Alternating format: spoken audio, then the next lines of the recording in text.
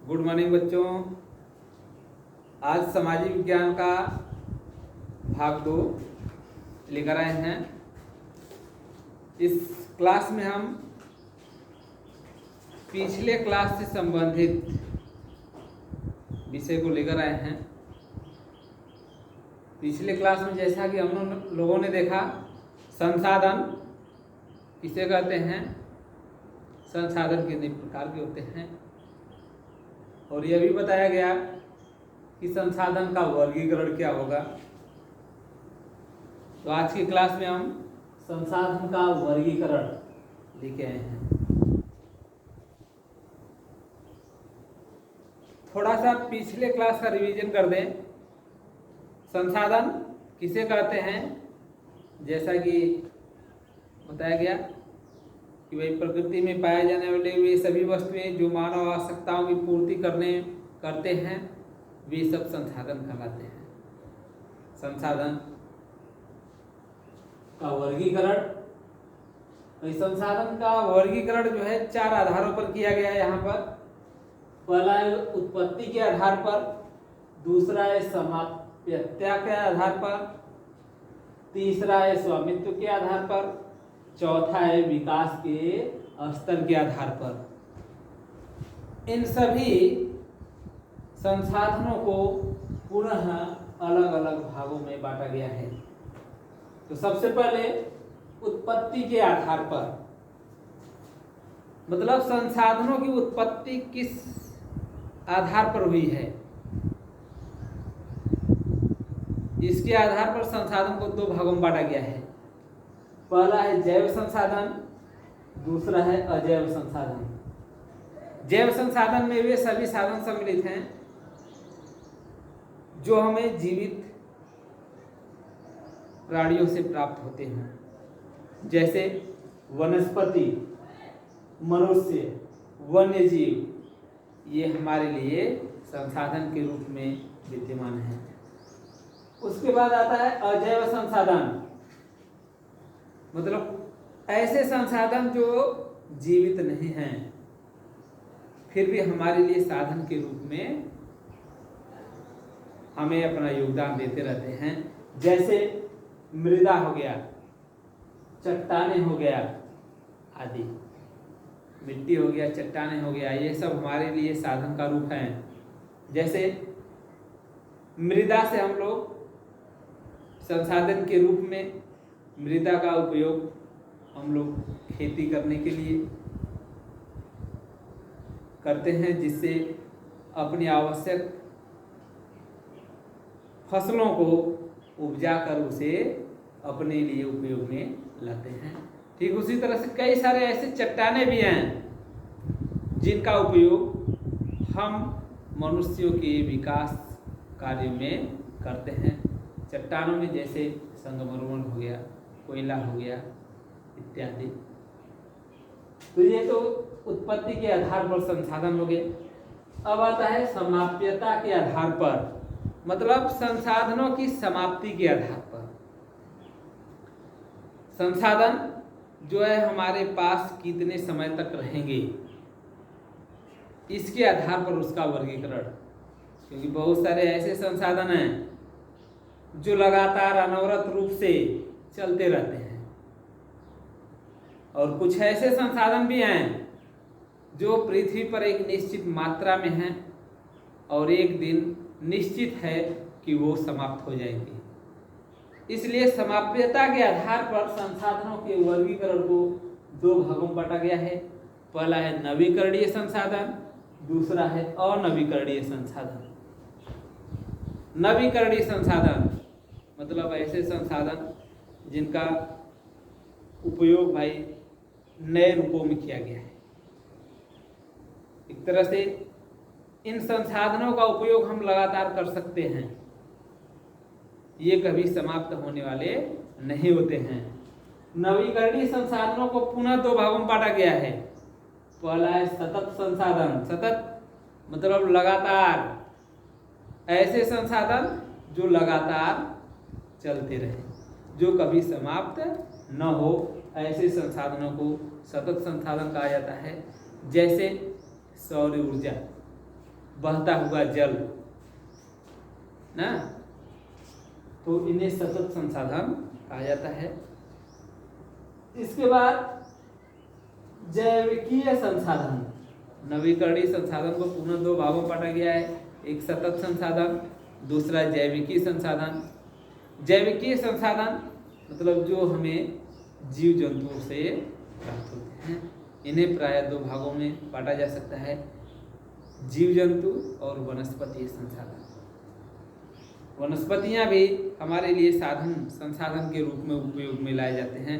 जैसे विभिन्न प्रकार की वनस्पतियों से हमें फर्नीचर से संबंधित वस्तुएं प्राप्त होते हैं ना, जो हमारे लिए साधन का रूप। ठीक उसी तरह से जीव जंतु भी हमारे लिए साधन के रूप में हैं ना, जो खाद्य श्रृंखला को बनाए रखते हैं, हमारे पारिस्थितिक तंत्र को संतुलित बनाए रखते हैं, ये भी हमारे लिए संसाधन का रूप है। अगला है नवीकरणीय संसाधन, अनवीकरणीय संसाधन यानी समाप्यता के आधार पर संसाधन को दो भागों में बांटा गया है। पहला है नवीकरणीय, जिसके अधीन सतत संसाधन और जैविकीय संसाधन। दूसरा है अनवीकरणीय संसाधन ना, अनवीकरणीय मतलब जिसका नवीकरणीय, जिसका उपयोग एक बार ही किया जाए, बार बार न किया जाए, वो अनवीकरणीय संसाधन होते हैं। मतलब जिसका उपयोग एक बार करने के बाद वो हमेशा के लिए समाप्त हो जाते हैं, उसे हम अनवीकरणीय संसाधन कहते हैं ना। जैसे अनवीकरणीय संसाधन में जैसे कोयला हो गया, पेट्रोल हो गया, डीजल हो गया ना, जैविक ईंधन होंगे, ये सब अनवीकरणीय संसाधन हैं। इनको पुनः दो भागों में बांटा गया है, एक है चक्रीय संसाधन, दूसरा है अचक्रीय संसाधन। मतलब चक्रीय संसाधन वे संसाधन हैं जिनका उपयोग एक बार होने के बाद पुनः फिर से गला करके फिर से उसे उपयोग में लाया जा सके, या उनका पुनर्चक्रण करके फिर से उपयोग में लाया जा सकता है। जैसे धातुएं होंगी, चक्रीय संसाधन के अंतर्गत सभी प्रकार के धातुएं, जैसे लोहा हो गया, सोना हो गया, चांदी हो गया, पीतल हो गया, जस्ता हो गया आदि, ये सभी चक्रीय संसाधन के अंतर्गत आते हैं। इनका प्रयोग बार बार किया जा सकता है। एक वस्तु को बनाने के बाद उसको गलाकर फिर से उसे नया रूप दिया जा सकता है। इस तरह से यह प्रक्रिया लगातार चलती रह सकती है, इसलिए इसे चक्रीय संसाधन कहते हैं। दूसरा इसमें है अचक्रीय संसाधन, इसी अनवीकरणीय संसाधन के अधीन ही अचक्रीय संसाधन मतलब जिसका चक्रण न किया जा सके, जिसका पुनः उपयोग न किया जा सके, वे सब अचक्रीय संसाधन के रूप में हमारे पास विद्यमान है। जैसे जैविक ईंधन, कोयला हो गया, पेट्रोल हो गया, डीजल हो गया ना आदि, ये सब अचक्रीय संसाधन के उदाहरण हैं। अब आते हैं तीसरे नंबर पर, स्वामित्व के आधार पर वर्गीकरण, संसाधनों का वर्गीकरण स्वामित्व के आधार पर। स्वामित्व के आधार पर संसाधनों को पुनः चार भागों में बांटा गया है। कितने भागों में? चार भागों में। पहला है व्यक्तिगत संसाधन, दूसरा है सामुदायिक संसाधन, तीसरा है राष्ट्रीय संसाधन, चौथा है अंतरराष्ट्रीय संसाधन। तो व्यक्तिगत संसाधन ये वे संसाधन होते हैं जो व्यक्तिगत रूप से व्यक्ति के अधीन होते हैं, या जैसे बागान हो गया, चारागाह हो गया, बागान हो गया, चारागाह हो गया, जलाशय हो गया इत्यादि हो गया। ये सब व्यक्तिगत संसाधन होते हैं। बागान जैसे खुद के बाग बगीचे लगाना, खुद के भूमि पर चारागाह का निर्माण करना, पशुओं के चरने के लिए व्यवस्था साधन उपलब्ध कराना, तालाब का निर्माण करवाना जिसका उपयोग व्यक्तिगत रूप से किया जा सके, और उसमें मछली पालन कर उसका लाभ उठाया जा सके, ऐसे संसाधन को व्यक्तिगत संसाधन कहा जाता है। इसके बाद दूसरा नंबर है सामुदायिक संसाधन। सामुदायिक या इसे सामूहिक संसाधन भी कहेंगे, जो ऐसे संसाधन जो समाज के सभी लोगों के लिए उपयोग में लाया जा सके या समाज के सभी सदस्यों के लिए उसका उपयोग किया जा सके, ऐसे संसाधन को सामुदायिक संसाधन कहा जाता है। जैसे अस्पताल हो गया, होटल हो गया, ये सब सामुदायिक संसाधन के अंतर्गत आते हैं। इसके बाद राष्ट्रीय संसाधन। राष्ट्रीय संसाधन ऐसे संसाधन जो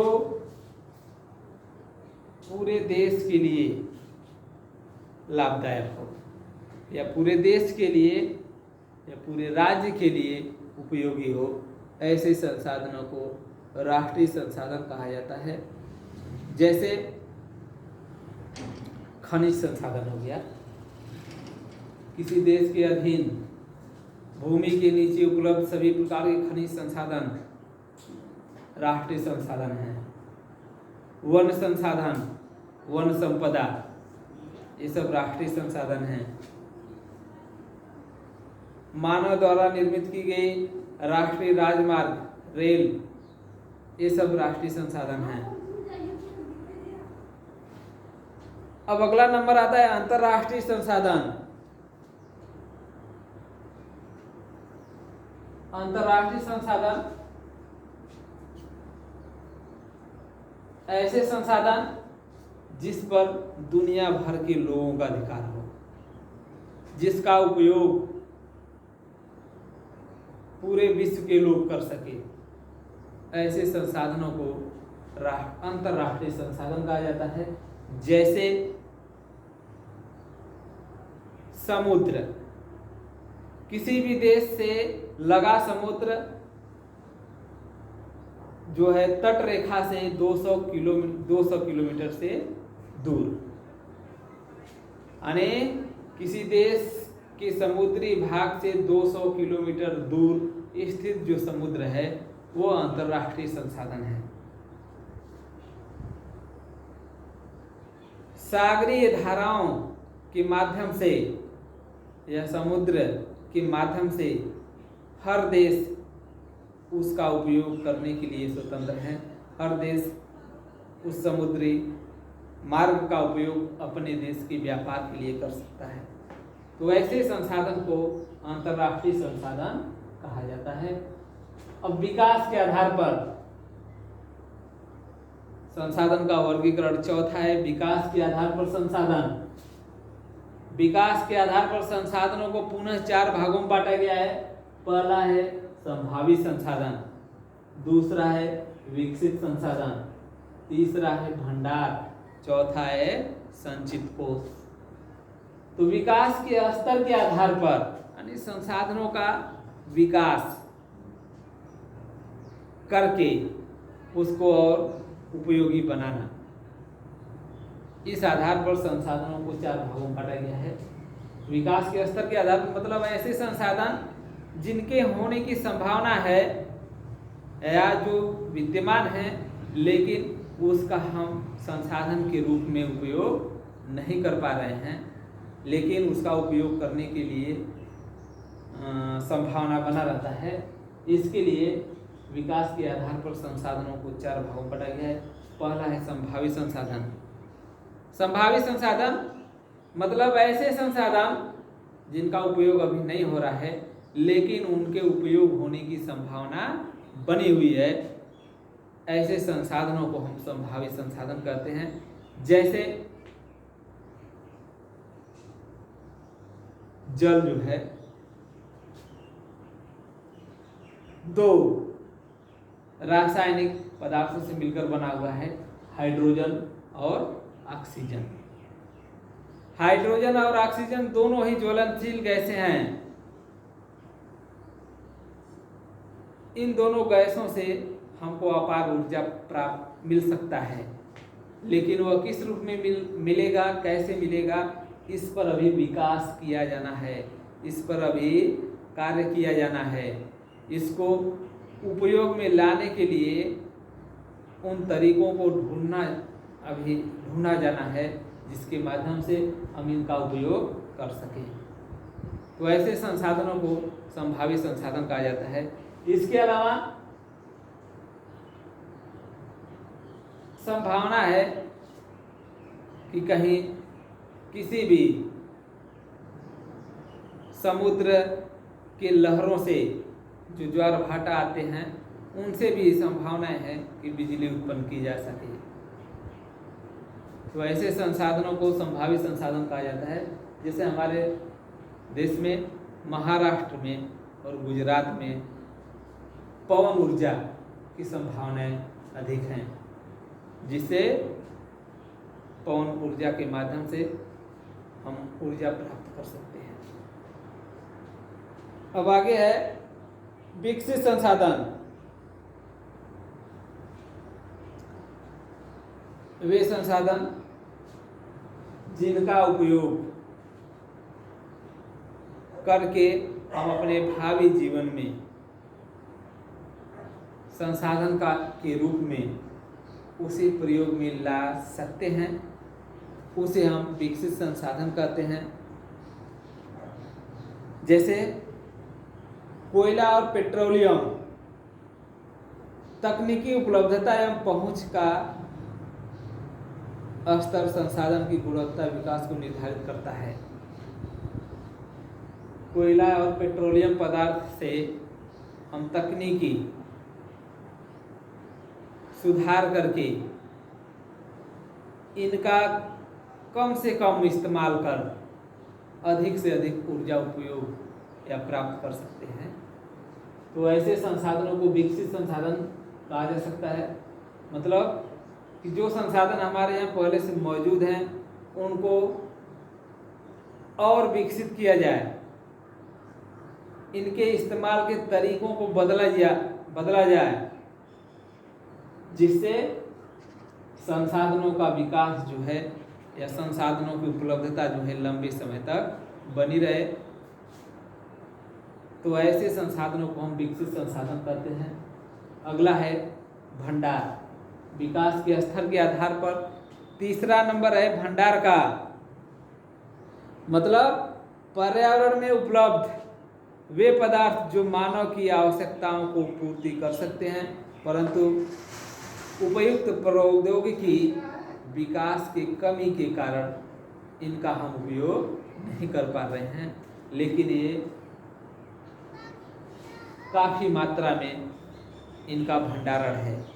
तो ऐसे संसाधन को हम भंडार कहते हैं। जैसा कि भंडारण, जैसा कि पहले बताया गया है कि जल दो रासायनिक गुणों से मिलकर बना हुआ है।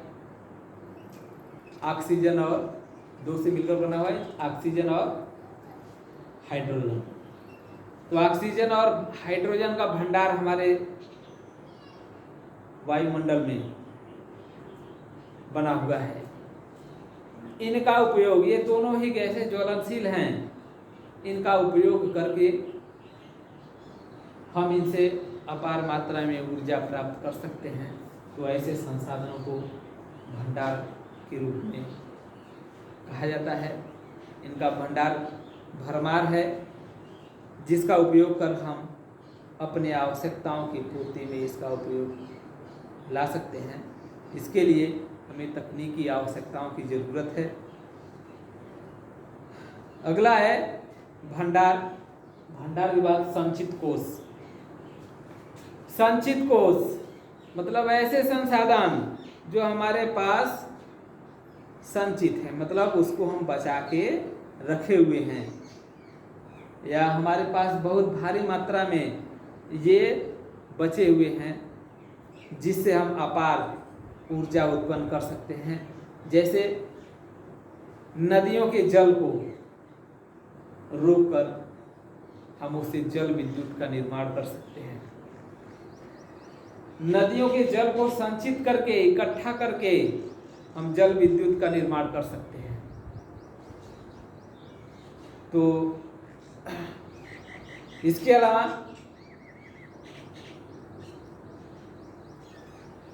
बांधों में जो जलाशय का निर्माण होता है उससे हम संसाधन के रूप में उपयोग कर सकते हैं, जैसे मछली पालन कर। बांध का निर्माण करने से हमको नौकायन भी प्रारंभ किया जा सकता है, जिससे यातायात को बढ़ावा दिया जा सकता है। बांध के माध्यम से हम पर्यटक स्थल बना सकते हैं, जो हमारे लिए एक साधन का पैसा कमाने का स्रोत बन सकता है। वन भी प्राकृतिक संसाधन है। वन भी हमारे लिए संचित संसाधन है, जो हमारे लिए काफी लाभदायक हैं। वनों से हमें काफी कीमती इमारती लकड़ियां प्राप्त होती हैं, उद्योगों हेतु कच्चे माल प्राप्त होते हैं, औषधि प्राप्त होती है, जो हमारे लिए काफी लाभदायक सिद्ध हो सकते हैं। तो इस तरह से वन, जल, ये सब हमारे लिए संचित संसाधन के रूप में उपलब्ध हैं। तो यहाँ पर हमने देखा कि संसाधनों का वर्गीकरण और